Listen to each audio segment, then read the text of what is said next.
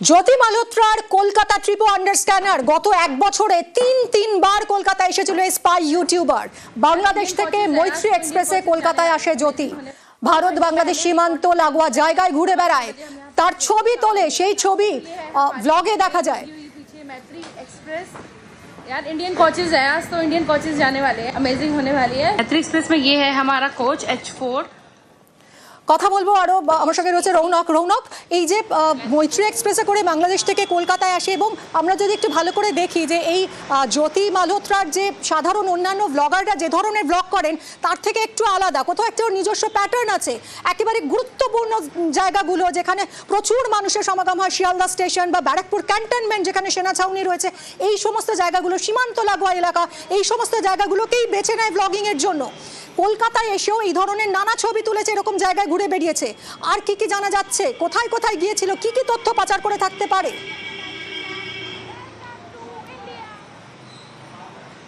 দেখো, একেবারে ঠিক এক বছর আগেই বাংলাদেশ থেকে মৈত্রী এক্সপ্রেস করে কলকাতা স্টেশনে এসেছিলেন এই পাক গুপ্তচর জ্যোতি মালহোত্রা। শুধু তাই নয়, যখন কলকাতা স্টেশনে অর্থাৎ মৈত্রী এক্সপ্রেসের যে জার্নি তিনি তার ব্লগে তুলে ধরেছেন, সেখানে তুমি দেখবে যে গেটের সীমান্ত, যখন বাংলাদেশ থেকে ভারতের সীমান্তে ট্রেন প্রবেশ করছে, অর্থাৎ সেন্সিবল যে এলাকা, সীমান্ত লাগোয়া এলাকা, সেই এলাকারই কিন্তু ভিডিও বারবার করে তিনি তুলেছেন, এবং সেখানে যে ভারতে প্রবেশ করছেন বা যে সেন্সিবল জায়গাগুলো সেইগুলো দেখাচ্ছেন। এবং শুধু তাই নয়, যখন তিনি কলকাতা স্টেশনে নামেন তখন শুধুমাত্র কলকাতা স্টেশনের ছবি এবং কলকাতা স্টেশনের যে ইমিগ্রেশন অফিস, সেই ইমিগ্রেশন অফিসের ছবি বা ইমিগ্রেশন অফিসে কিভাবে ইমিগ্রেশন হয় এই সংক্রান্ত তথ্য কিন্তু তিনি তার ব্লগের মাধ্যমে তোলেন। অর্থাৎ অন্যান্য যে ইউটিউবারদের ব্লগিং, যে গোটা এই জার্নি ব্লগ হয়, সেখানে যেমন বেশ কিছু জায়গার ছবি দেখানো হয়, সেক্ষেত্রে জ্যোতি মালহোত্রার প্যাটার্নটা পুরোপুরি আলাদা। যেগুলো সেন্সিবল এলাকা, কড়া নিরাপত্তা, সেই জায়গাগুলির ছবি, সীমান্ত লাগোয়া ছবি, সেগুলো তুলে ধরা এবং সেই সংক্রান্ত তথ্য প্রেরণ করা। এবং শুধু তাই নয়, গোটা ট্রেনে যেখানে মানুষের সমাগম বেশি, ট্রেনের ছবি, এবং কলকাতা স্টেশনে নেমে ইমিগ্রেশন অফিস, একটা গুরুত্বপূর্ণ জায়গা, সেই ইমিগ্রেশন অফিসের সামনে থেকে ব্লক করা। এবং গত এক বছরে এরকম তিনবার তিনি এখানে এসেছেন। এবং তোমায় জানিয়ে রাখি যে কটি গুরুত্বপূর্ণ station, Sealdah station, Howrah station এবং কলকাতা স্টেশন, তিনটে স্টেশনে তিনি রেকি করেছেন। অর্থাৎ গত এক বছরে তিনবার কেন কলকাতা আসা, এবং যখন মৈত্রী এক্সপ্রেস করে এই কলকাতা স্টেশনে তিনি আসছেন, সেক্ষেত্রে যে সেন্সিবল এলাকা, সেই এলাকারগুলোর ওপরেই ভিডিওতে কেন তিনি জোর দিচ্ছেন। এবং গেদে সীমান্তে যখন ট্রেন ঢুকছে, ঠিক সেই সীমান্ত সংক্রান্ত তথ্য প্রেরণ করা, যেখানে কাঁটাতারের দেওয়া রয়েছে, যেখানে কাঁটাতারের এলাকা রয়েছে, সেই এলাকাগুলির ভিডিও করা। এবং শুধু তাই নয়, কলকাতা স্টেশনে নেবে শুধু স্টেশনের ভিডিও, ইমিগ্রেশন অফিসের ভিডিও, অর্থাৎ অন্যান্য যারা ভিডিও করে তাদের থেকে সম্পূর্ণ প্যাটার্ন আলাদা। একেবারে প্যাটার্ন সম্পূর্ণ আলাদা। রৌনক, তুমি আমাদের সঙ্গে থাকো।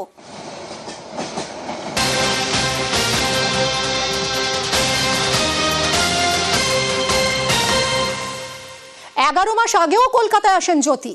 পার্ক সার্কাসের একটা নামি বিরিয়ানির দোকানে যান জ্যোতি, এবং জ্যোতির সঙ্গে ব্লগে ইউটিউবার সৌমিত ভট্টাচার্য। রৌনক,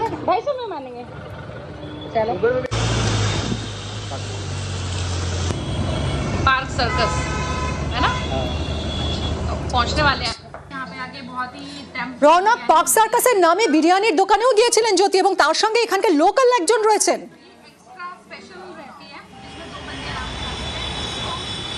দেখো, একেবারে যে সৌমিত ভট্টাচার্যের নাম উঠে আসছে, এর আগেও যাকে ব্লগে দেখা গেছিল, তার সঙ্গেই পার্ক সার্কাসের একটি অভিজাত বিরিয়ানির দোকানে তিনি যান, সেখানে বেশ কিছুক্ষণ সময় কাটান, তার সঙ্গে সেখানে খাওয়া দাওয়া করেন। এবং যারা সেখানকার বিরিয়ানির দোকানদার রয়েছে তারাও বলছেন যে এইখানকার ছবি সে পোস্ট করেছে সেটা তাদেরই দোকানের ছবি।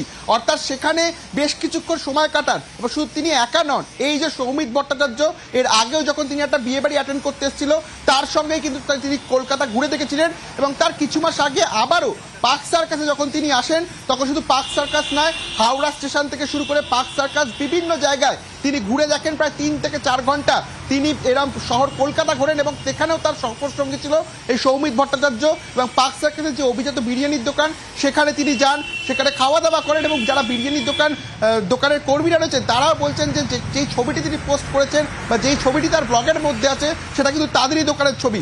অর্থাৎ এই গত এক বছরে 3বার কেন কলকাতা সফর। এবং একদম তুমি দেখো যে সিকোয়েন্সটা, 11 মাস আগে, তারপরে 2 মাস পরেই আবার কলকাতায়, আবার কিছু দিন আগে অর্থাৎ 5 মাস আগে আরও একটি বিয়ে বাড়ি অ্যাটেন্ড অ্যাটেন্ড করতে কলকাতায়, এবং সেখানে এই গুরুত্বপূর্ণ যে স্টেশনগুলি রয়েছে ব্যারাকপুরে ক্যান্টনমেন্ট। একদমই তাই। রৌনক, তুমি আমাদের সঙ্গে থাকো।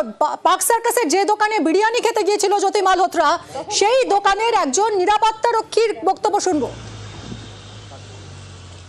একে দেখেছেন এই মহিলাকে কোনোদিন? না না না, মানে এখানে এসে তো খাচ্ছে, এখানে তো অনেক আসা যাওয়া করে, তো কিভাবে চিনবো বলুন তো? এ বেসিক্যালি পাক গুপ্তচর হিসেবে একে ধরা হয়েছে। তো কয়েক মাস আগে এসে আপনাদের এখানে খাওয়া দাওয়া করেছে, মানে দেখেছেন আসতে বা বহুক্ষণ বসে থাকতে বা কোনো অন্য গতিবিধি দেখেননি? সেক্ষেত্রে চিনতে পারছেন না, চিনতে পারছি না। এই ধরনের যে ফুড ব্লগাররা আসে, এটা তো আনাগোনা রয়েছে আপনাদের এখানে, ইনি একজন ফুড ব্লগার হিসাবে এসেছিল, চিনতে পারছেন? জায়গাটা তো আপনাদেরই জায়গা দেখা যাচ্ছে। হ্যাঁ, উপরে। আমরা এই মুহূর্তে যোগাযোগ করেছি অবসরপ্রাপ্ত কর্নেল রাজেন্দ্র ভাদুরীর সঙ্গে। কর্নেল ভাদুরী, এই যে জ্যোতি মালহোত্রা 1 বছরে 3 বার কলকাতায় এসেছিল এবং একদম হাই সিকিউরিটি জোন, খুব সেন্সিটিভ এরিয়াগুলোতে ঘুরে বেরিয়েছে, আপনার কি মনে হচ্ছে যে এর পেছনে কি কোনো বড়সড় পরিকল্পনা থাকতে পারে?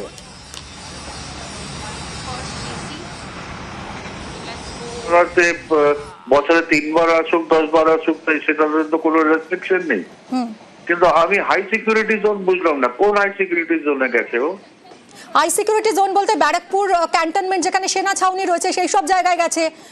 তারপর ধরুন একেবারে সীমান্ত এলাকা দিয়ে গেদে লোকালে করে মৈত্রী এক্সপ্রেসে করে ঢুকেছে, বাংলাদেশ থেকে ভারতে ঢুকেছে কলকাতায়, শিয়ালদা হাওড়া স্টেশন।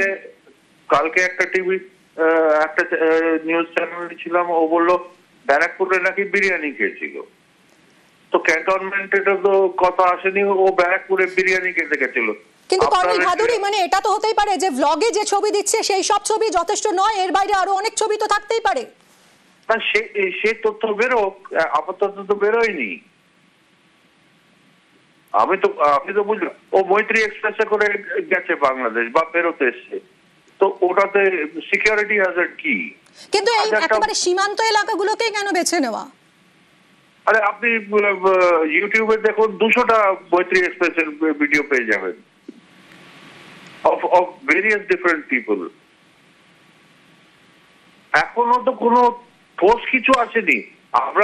আমরা তো সব যা পাবলিক প্রোফাইলে যা ভিডিও আছে সেইগুলো তুলে আমরা ডিসকাস করছি, সেগুলোতে তো কিছু নেই। কিন্তু যে মুরিদকেতে গিয়ে লস্কর তৈবার হেডকোয়ার্টার থেকে ট্রেনিং নিয়ে এসছে 14 দিনের, তারপরে এইরকম এরিয়াগুলোতে ঘুরে বেড়াচ্ছে, তাতে কি মনে হচ্ছে যে কিছু বড় কোনো পরিকল্পনা থাকলেও থাকতে পারে? কে জ্যোতি মালহোত্রা মুরিদকেতে গিয়ে 15 দিনের ট্রেনিং নিয়ে এসছে? এটা ফার্স্ট টাইম শুনলাম। তাহলে তো একটুখানি প্রবলেম আছে। কিন্তু লস্করে তৈবা জেরাতেই এটা উঠে এসছে যে মুরিদকেতে লস্করে তৈবা, তাহলে তো ডাইরেক্ট, তো ও তো পাক গুপ্তচর নয়, তাহলে তো ডাইরেক্টলি লস্করে তৈবার অপারেটিভ। তাহলে আর কি কথা বলার আছে? Government of India okay sort out করুক, ডিল করুক অ্যাজ এ টেররিস্ট। তাহলে তো পাক গুপ্তচর নয় রে বাবা, তাহলে তো হয়ে গেল ডাইরেক্টলি লস্করে তৈবার টেররিস্ট। তো ওকে তো টেররিস্ট হিসেবে ডিল করা উচিত। অনেক ধন্যবাদ আপনাকে। আমরা কথা বললাম অবসরপ্রাপ্ত কর্নেল রাজেন্দ্র ভাদুরীর সঙ্গে। শিয়ালদা থেকে দুরন্ত এক্সপ্রেসে দিল্লি ফেরত যায় জ্যোতি, এবং যেরকম বলছিলাম যে গত 1 বছরে 3 বার সে কলকাতায় এসেছিল। আন্ডার স্ক্যানার এখন জ্যোতির এই কলকাতা ট্রিপ। দিল্লি ফেরত যায় জ্যোতি দুরন্ত এক্সপ্রেসে শিয়ালদা থেকে। দিল্লি পর্যন্ত ট্রেনে আর্মি অফিসারের সঙ্গে কথা হয়, জ্যোতির পাশের আসনেই সেনা আধিকারিক।